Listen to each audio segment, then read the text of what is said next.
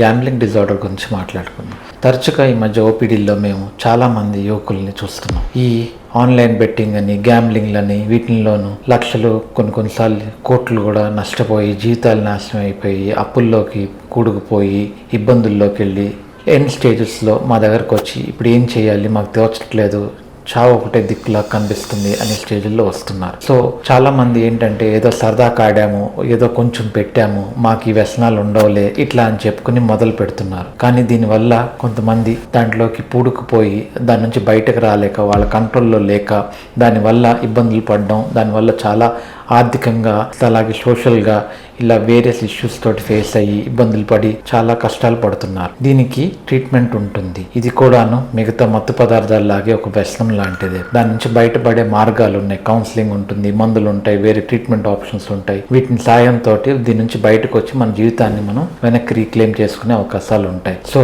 మీకు కానీ, మీకు తెలిసిన వాళ్ళకి కానీ ఎవరికైనా ఇటువంటి అలవాట్లు ఉంటే దాని నుంచి బయటపడడానికి, సాయం తీసుకోవడానికి ప్రోత్సహించండి.